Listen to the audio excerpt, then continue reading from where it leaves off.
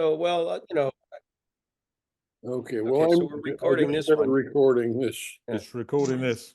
And before we leave this subject, what do we think of posting these things on our Facebook page, making them available to the general public? Mhm. Well, I thought about that. I think to some degree it's up to whoever created a lot of work goes into these presentations. And I would say that as long as we have the permission of whoever put it together, fine. Although the file is so huge, it could be a problem. I Yeah. could barely send them through the mail last time. I Yeah.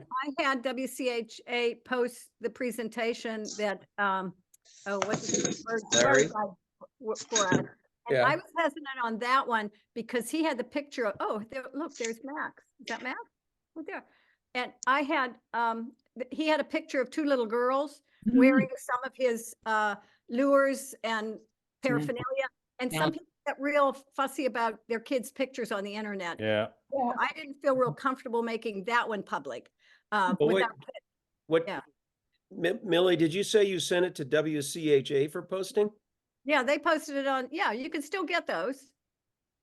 Is it on the WCHA website? Yeah. Larry, the one we did last month? No. No. This is No. the one from. It'll be on the YouTube, I suspect. Yeah. Yeah. Yeah, but the last couple that we did in Northern Lakes, they put WCHA put them on their YouTube channel. And we post our, excuse me, I set up another chapter email address on Gmail. And when you do that, you get 15 gigs of storage space online for free. So I put our recordings up there, and then I just send the link to everybody. So, okay, so Larry, if I remember right, Larry did give us an okay to publish his talk from last month, right? Yes, he did.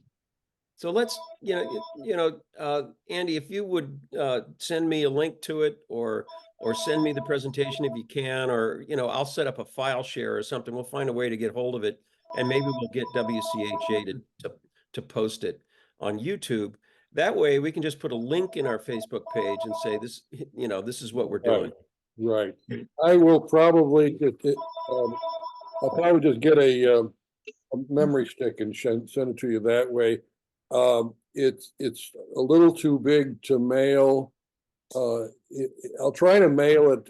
I was able to mail it to Fred and Lee and Mark and Ruth. But it's iffy because it's right at the max for what they allow. Yeah. Well, we'll try to. I'll try to send it to you, and if that doesn't work, I'll get a memory stick and send it to you. And Millie, I promise to scan it for kiddie porn, and we'll make sure it's all good. Yeah. Our Facebook page isn't open, is it, to everybody, Brad? No. We have two pages. We have a private group and a public page. Oh. Yeah, it's complicated. I forgot about that. It has to be complicated sometimes. Our chapter has a public page. Right. I'll send you a link. Please do. Okay. Anything else? Any other topics before we let Nick launch into his presentation?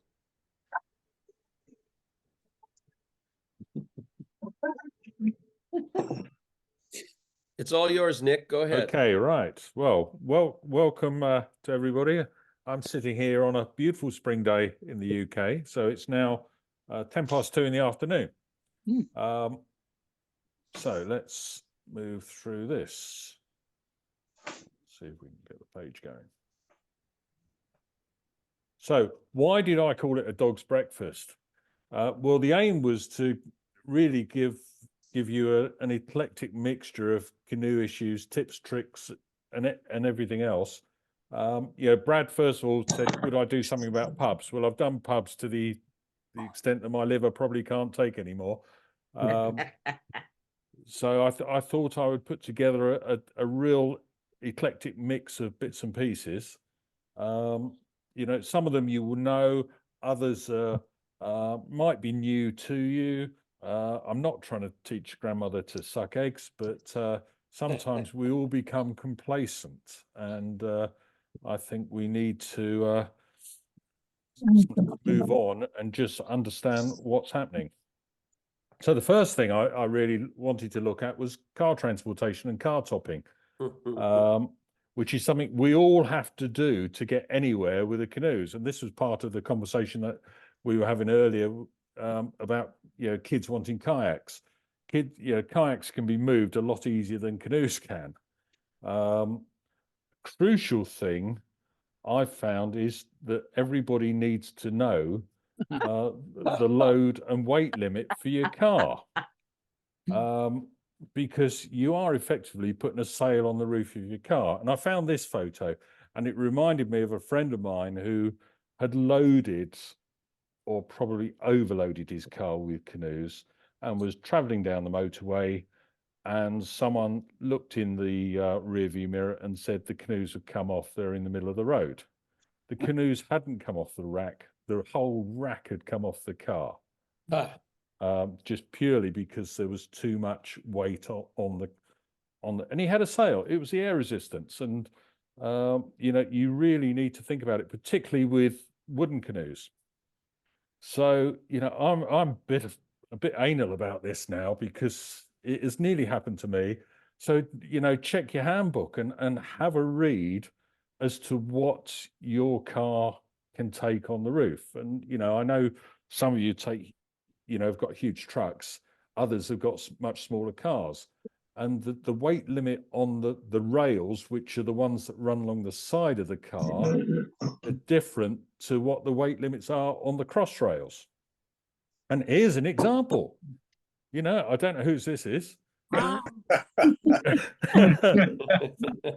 I'm not saying that Millie's car is wrong, but interestingly, if you got factory fit roof rails for a Mini, they'll take 162 pounds. If you put aftermarket ones on, they only take 75 pounds.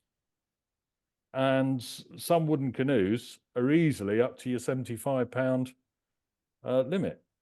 So you do need to really think about that. The other thing, this is a view of my Toyota, and I just put it on and I tighten, retighten and check, because there's very little gripping onto the roof bars with some of the cross rails. So I think you have to tighten and tighten. Years ago, I had a BMW, and here it is in Germany. I'd driven, I think 600 miles with my Chestnut on the roof. And these cars, and Minis are BMW orientated, but they put on these really low side rails where there is only a couple of millimeters of grip to put the cross rails on. So I put the cross rails on, tightened, and they were absolutely fine. Then I put the canoe on the roof, and I went to strap the canoe down, and the cross rails moved because the weight of the canoe had lifted and just bowed the cross rails slightly and pulled them out of the grooves. Had I set off, it would have been pretty nasty. So it was a case of retighten yet again, because you don't want to lose it. And, what I always say is, when you fix the crossbars to the roof rails, check them, strap the canoe to the roof rails and the crossbars if you can. I like to use cam straps.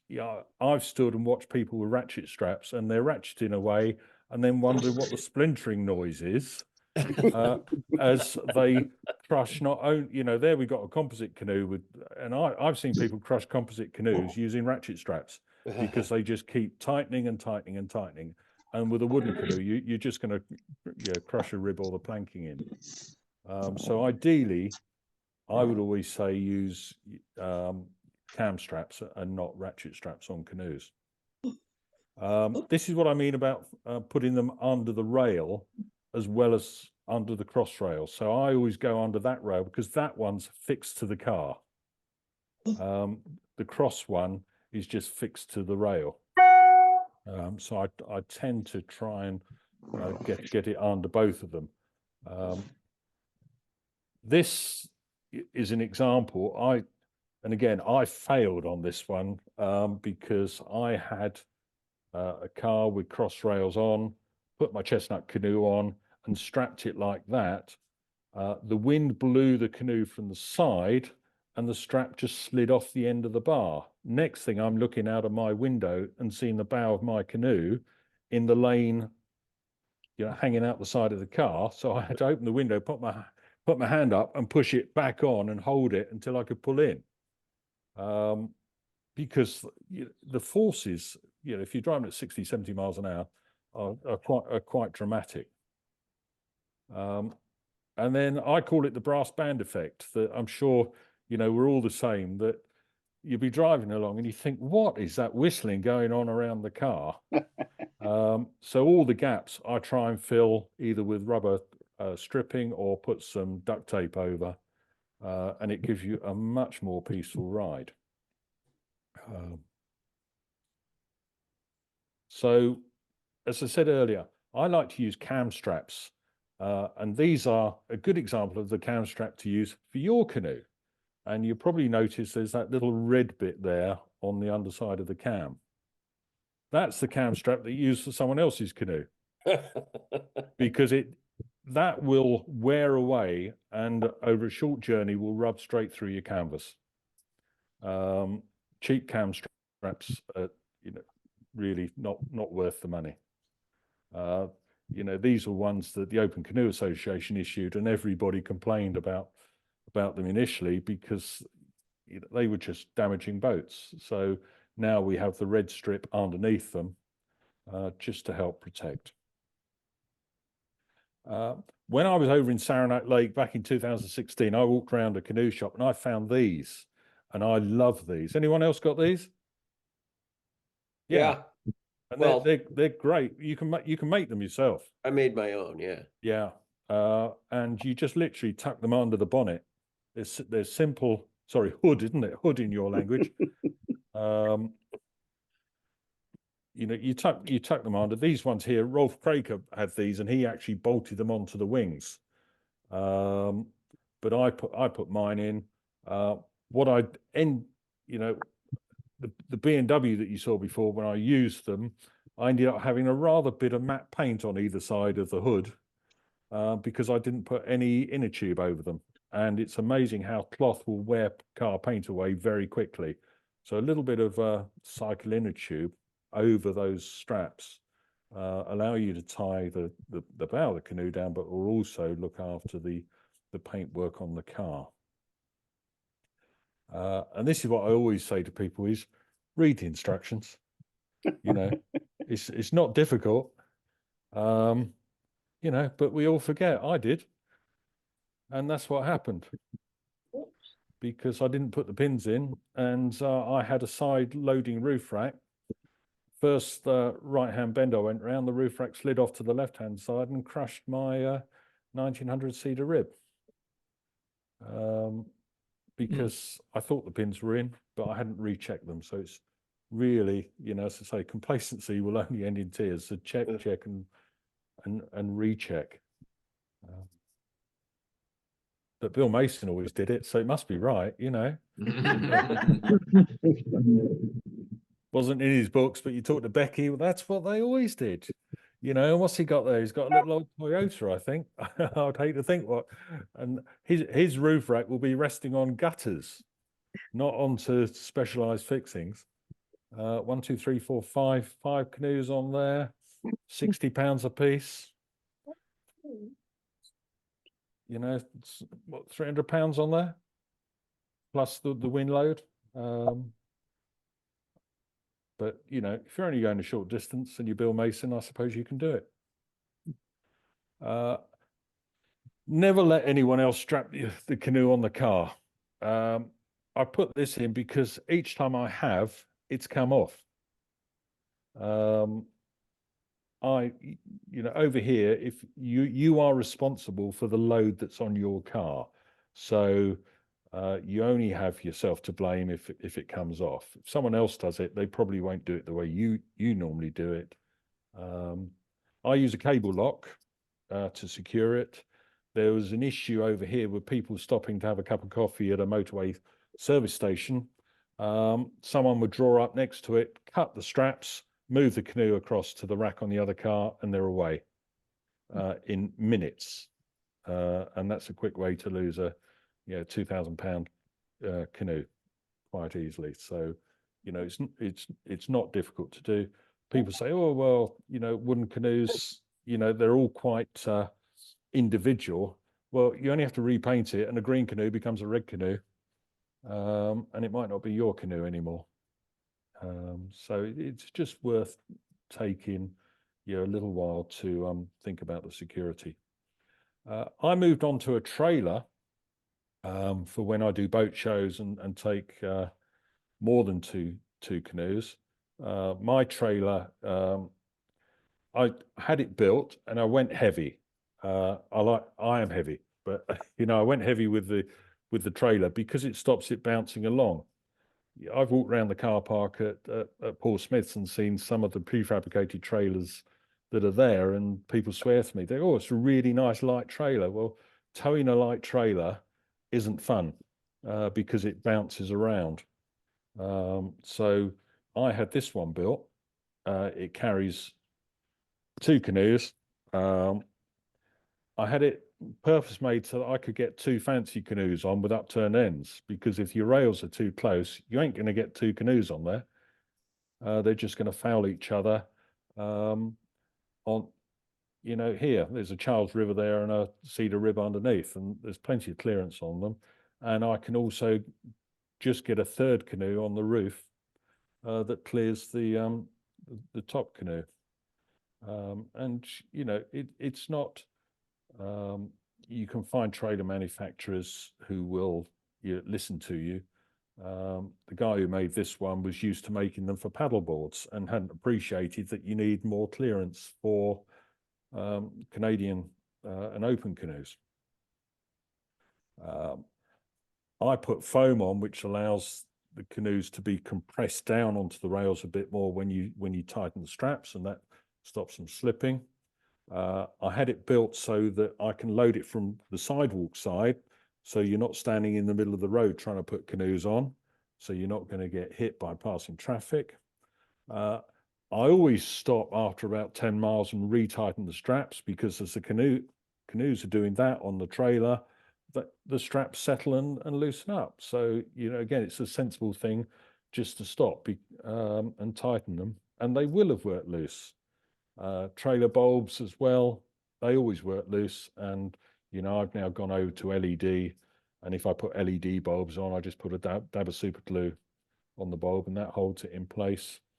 And we have a rule here that if anything overhangs your car or the trailer by a meter, which is what, 3 foot and a bit, you have to have a flag on it. Otherwise, policeman Plod will stop you and you'll get a ticket.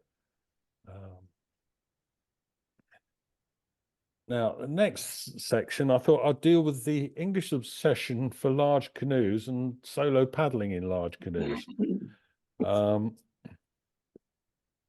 People comment quite often when I put photographs up, oh, why are you guys over there paddling huge canoes and not in little solo canoes? Well, the answer is that most of the wooden canoes that came over to the UK tended to be 16-foot, 17-foot canoes. In that picture there, it's a bit deceptive really, because the front canoe is 16-foot, the red canoe is 16-foot, and the one at the back is only a little 12-footer. But we have a lot of 16-footers, and 16-foot is a popular size for the simple reason that anything bigger won't fit in an English garage. If you've got, a friend of mine had a really nice 17-foot canoe, and he couldn't sell it because nobody wanted it. And so we tend to have an awful lot of 16-foot canoes. This one here is a bit of an unknown canoe. It's a 16-footer that we found for Alan. I suspect it probably came from Maine somewhere. It had a little bit of Old Town in it. There were some diamond head bolts in it. It looked a bit Carltonish, but it's what we call a UFO. That no one really knows what it is. 16-foot birch bark has turned up. Very nice canoe. Light as a feather, so that's an easy one to paddle solo. This was a Peterborough that I hadn't did up, and little Andy there is, he's about 4 foot tall in a wet pair of trousers. He said, "Oh, I want this just to paddle it solo," and he was going to move the seats around to try and, facilitate him getting a good trim on it. And that's me in my 16-foot chestnut. I think I'm fortunate that I tend to have a little bit more natural ballast, I think we'll call it, than most people. So I can deal with a 16-foot canoe. I did used to have a 14-foot chestnut, but I was too big for it.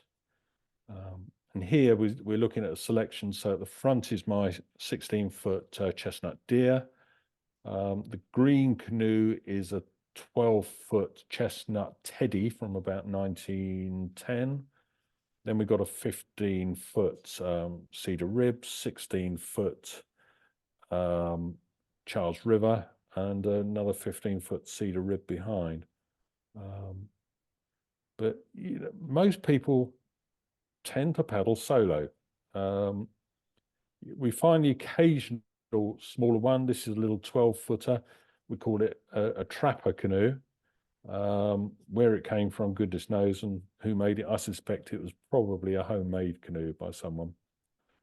And this was the little 14-foot chestnut Playmate that I had.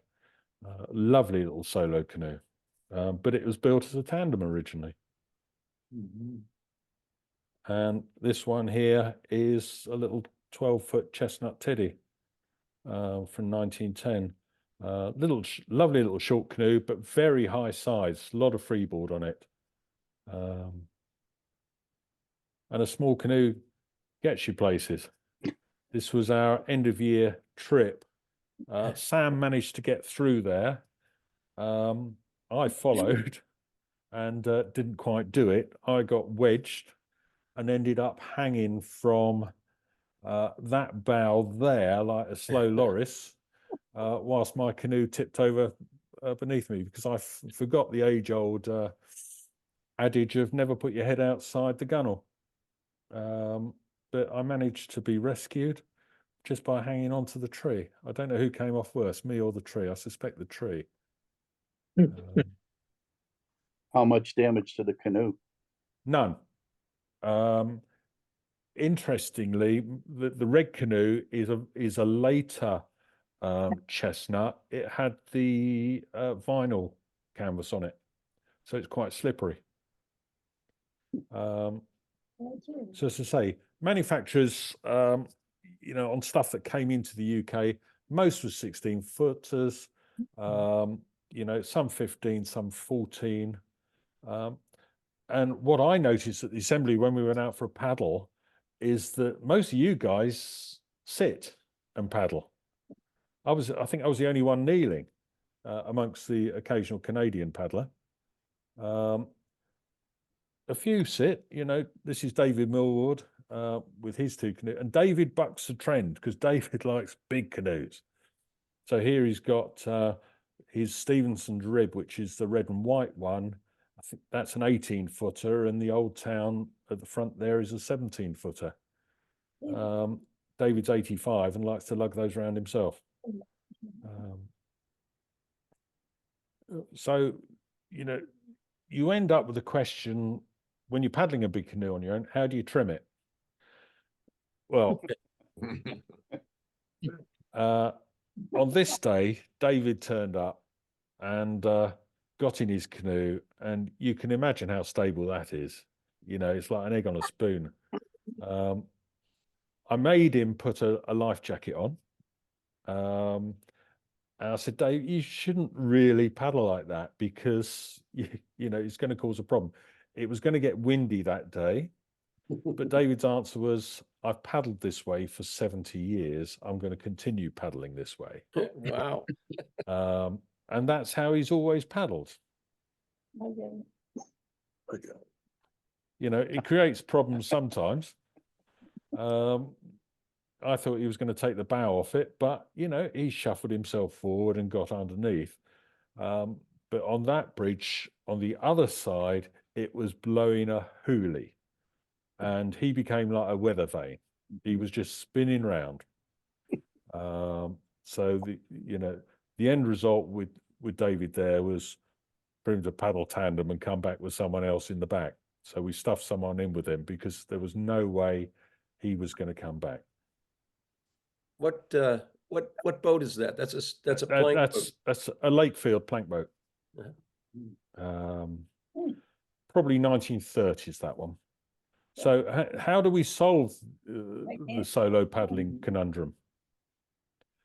Well, first one is don't do it, phone a friend. Put a heavy water container in the front, which is another way people resolve it. Paddle backwards from the front seat. Yeah, which you can do on a lot of canoes. That will help you out to a degree. Use a sling seat, kneeling saddle, or the Welsh plank. Now, some of you would have come across the Welsh plank at the assembly. And I will go further on that in a bit. So sling seat, Tom Seavey at Aslan Traditions, he made some nice leather sling seats that work well with cedar canvas boats because you can strap them through the scuppers. A friend of mine over here who's a leather worker said, "Oh, I'll make you one, Nick." But he didn't use saddle leather, particularly for the straps. It lasted probably about 3 trips and then decided to give up the ghost. These are quite good. Alex Combe at Stewart River was selling these. They're made of wax canvas, rather like the stuff that the Duluth packs are made from. I've got one of these and they work quite nicely. They're a bit fiddly to get on and off. Once it's set really for the paddler.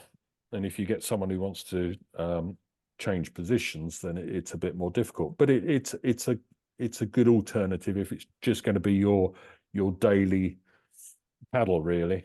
Nick, Yeah. does that have a rigid board in it, or is it just a foam pad?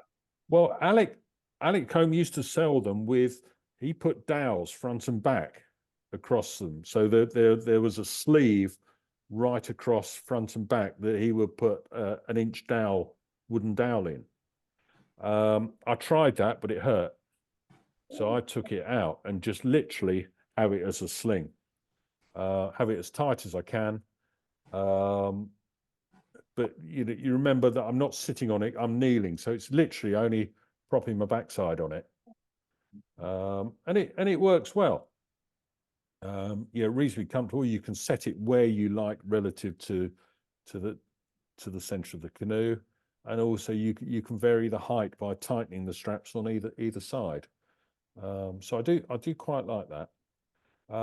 This is my PAL, which was built as a sailing canoe, and it came with this sliding seat, which I absolutely love. I love this because I'm not the most nimble of people, but I can push that seat all the way to the back, get in, and then slide it forward. And there's locking nuts on the underside, so I can lock it in position. But it was made as a sailing canoe so that you can alter the trim when you've got a sailing rig. But for a paddling canoe, it works well. The only downside, as you can imagine, you've got those cross rails that it's attached to. They limit how much you can go to either side on the canoe. But again, that gives you great flexibility in being able to position yourself on, within the canoe and get your trim right. This is the thing about canoeing. You end up buying so much stuff sometimes to try and, it's worse than golf, this is. You know, I used to play golf and I had so many clubs hoping it would make the game better, but you end up thinking, oh, I'll try this. So I bought one of these, which is a Stingray kneeling saddle. And again, it works nicely. You put it in the canoe, you kneel on it, and it's got 2 levels, so you can go low or high. And again, you can shift it, you know, around, forward and backwards. You can also move it to the side of the canoe. The downside is that you're not physically connected to the canoe. So for flat water paddling, it's absolutely fine. As soon as you need to be doing something else, if you're on moving water, then you might end up a bit of a cropper, really, because it will slip if it doesn't want to go where you want to go at that time. Now, the Welsh Plank. Did some of you see these at the assembly?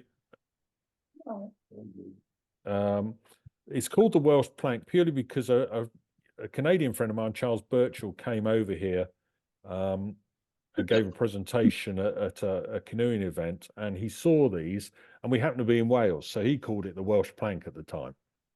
But principally, you know, I made this one out of a scrap piece of ash that I had. You work your angles out. So the photo on the left is what sits onto the gunnel. The photo on the right is what sits onto the planking and the ribs at the bottom. And so you get in the canoe, you position yourself, and then you wedge that under your backside, attach, you know, rest it onto the gunnel, and you kneel on it, and you can get right into the chine of the canoe there. So you can, these are used a lot for people who want to do freestyle Canadian type canoeing, because it allows them to tip the canoe right over. And as we all know, if you tip the canoe over to the side, you can turn it far easier.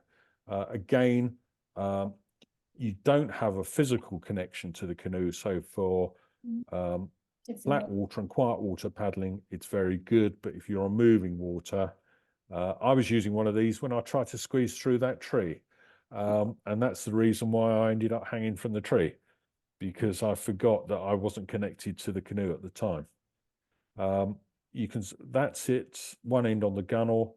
I use a bit of rubber inner tube on the underside, just gives a little bit more grip between the piece of ash and the wooden gunnel. And for the foot, I put some quite dense foam that you can just see peeking out at the bottom there. And I make sure that the actual plank is wide enough that it will span 2 ribs, because what you don't want to do is for that to go on the planking, because it's just going to puncture through. But that gives you a good method of, you know, being able to position yourself, but principally on flat water and not moving water. Friend of mine, Alec, is a bit of a mad inventor, and he keeps coming up with ideas. He builds wooden canoes, and he came up with this. I tried it, but it was like me sitting on a cheese grater. You know, he needs a little bit more support for me. You know, there's no meat on Alex, so he can sit on that and it works fine. These are the constituent parts. So he's made up brackets with little tabs that sit down into the scuppers along the gunnels. You then have the brackets that have holes drilled into them, and then you put the plank across that sits in. So it's a removable kneeling thwart in effect. And again, you can position it on a wood canvas canoe or a canoe with scuppers wherever you like along the length of the canoe to give you some support. That was his more refined version. You can see that he's angled it. He's got a couple of positions or several positions there, because you can see there's 2 holes on the right hand side, so that if you're moving it to a narrow part of the canoe, you just slot it in there. But it looks, again, I think he needs to put some cross strings on that, because I would just shred backside on that, I think. But it works well. Now, Wannigan shenanigans. This is what Brad asked me to. Well, I put my hand up. I put my hand up. Really. Anybody know anything about Wannigans? Well, Wannigan shenanigans. What is a Wannigan? So what I found was first recorded 1840, 1850. Do I pronounce that Ojibwe? Is that right, Andy? Yes. Yeah. Principally, it's, a store of sorts. It can be a pit trap, a container for sundries, a cabin, caboose, or a houseboat. So that's a Wannigan. I suspect in the days of, the Wild West, the chuck wagon was probably an early form of Wannigan. Also known as a lumberjack's chest or box. And that's what a lot of us, I think, can associate a Wannigan to be. Or in Alaska, that's a Wannigan. Not the tin bit, but the other bit is the Wannigan. So they tend to build over.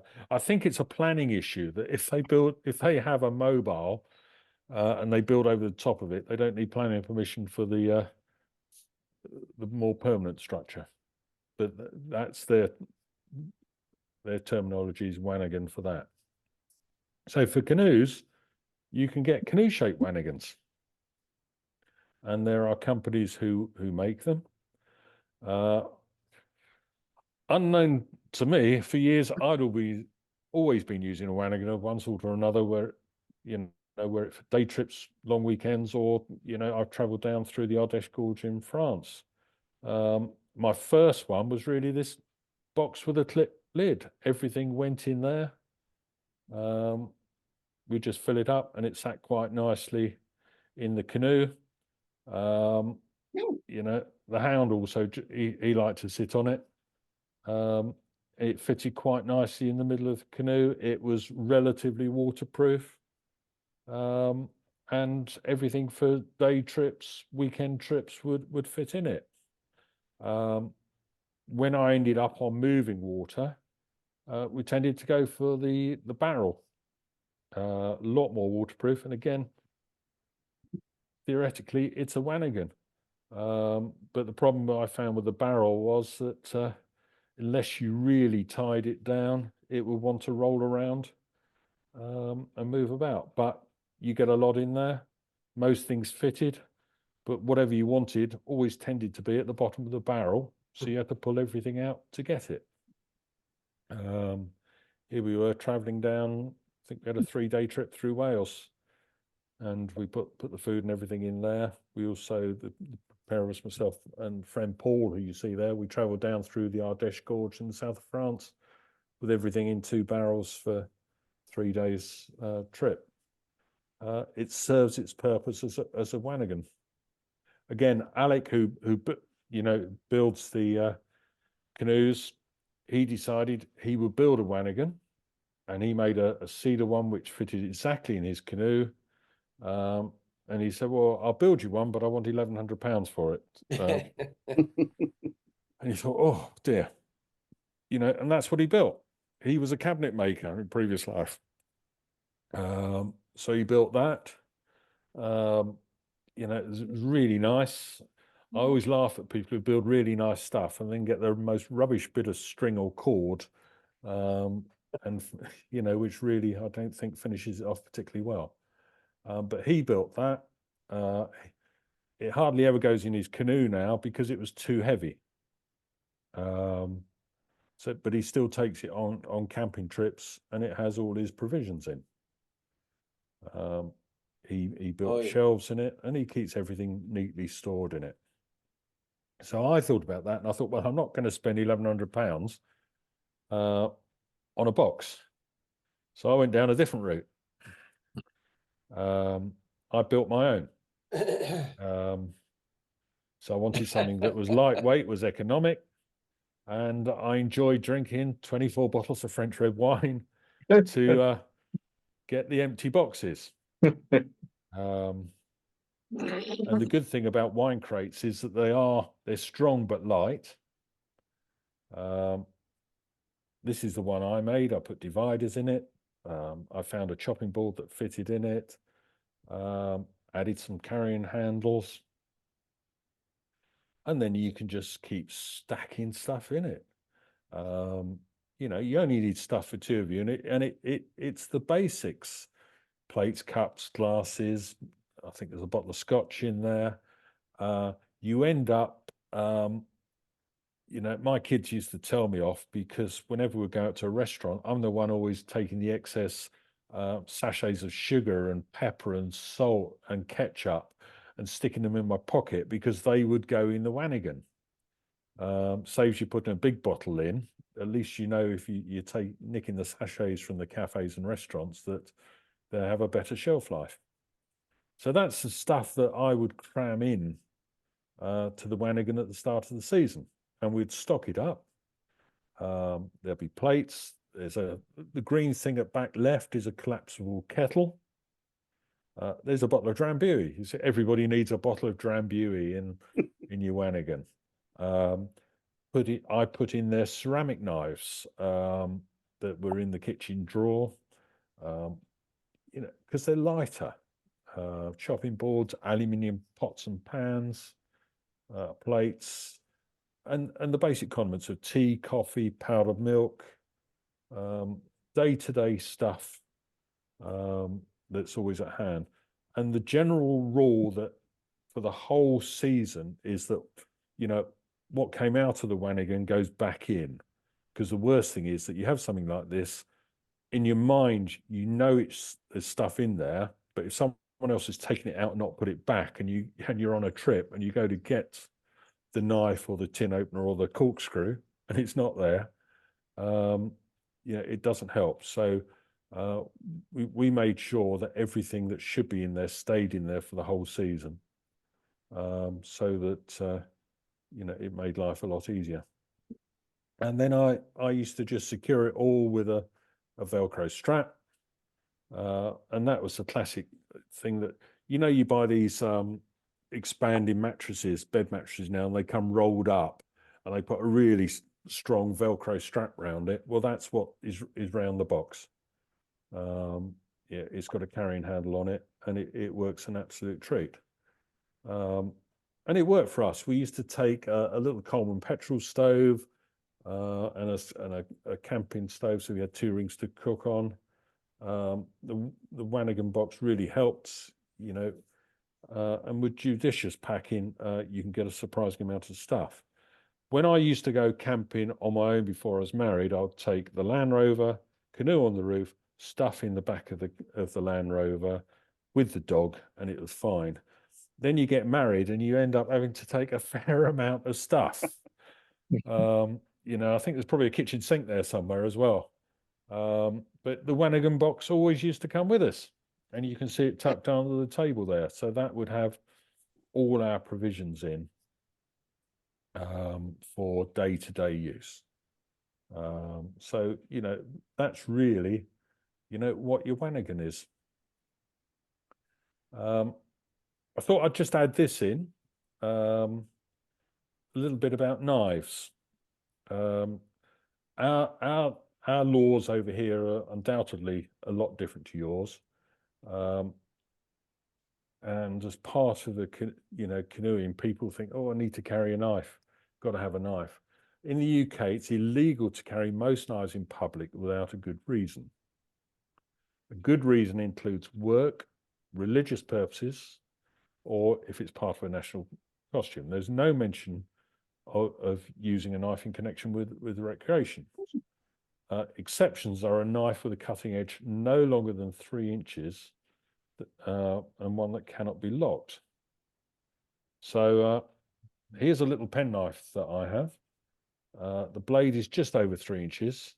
So that knife in the UK locks and is illegal. There was a story a short while ago about a pensioner who was out driving, got stopped for a driving offence. The police pulled him over. In his glove box of his car, they found a penknife like this that had a blade that was just longer than 3 inches, and he was fined. And he said, well, I've got dentures. I have to carry a penknife so I can eat an apple. Yeah, I need to cut it up. That's my reason for carrying a penknife. And they said, no, it is not a justifiable reason. Wow. So it's an interesting law, and that's the locking ring on that knife that makes it illegal. If the knife didn't have that locking ring and the blade was 3 inches, it would be fine. Many canoeists like to wear knives. And I used to, there'll be this bunch of guys who'd be walking around, they'd be wearing their life jackets, and they'd have these knives on them, and would go in the pub, and there's, kids in there, and there'd be people wearing these big old knives on there. Effectively, they're breaking the law, but they may just pass the good reason test, and their argument always was, well, I might get tangled in the ropes in the canoe and I need to cut myself free. I've never yet seen anybody that's happened to. It may well have happened to some of you, but you just tidy your ropes up in the canoe before you get in it.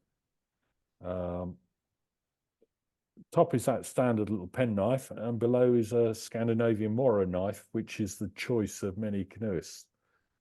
So again, without good reason, it's illegal to carry that knife. And that's my preference nowadays, that I carry one of these. It's a rope cutter. It's small, it's child friendly, if that's the right word. There's that little notch there is where you put the rope, and it is razor sharp and it works far quicker than a knife. And I just keep that in the pocket on my buoyancy aid, just in case.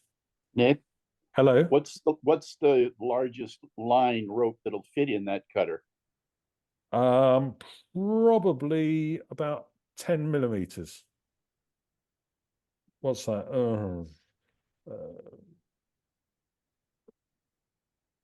Okay. And then, if you need to do, I carry a saw. That's got a 10-inch blade on that. It's a French pull saw. They're really good. That going back to getting through the trees, we had those, and without those, we wouldn't have got through part of that journey. I also have at home a nice little battery-powered chainsaw, but I think that's too much to take out in a wooden canoe. But these pull saws work well. They fold down and will just fit in your day pack. And you can get away with that.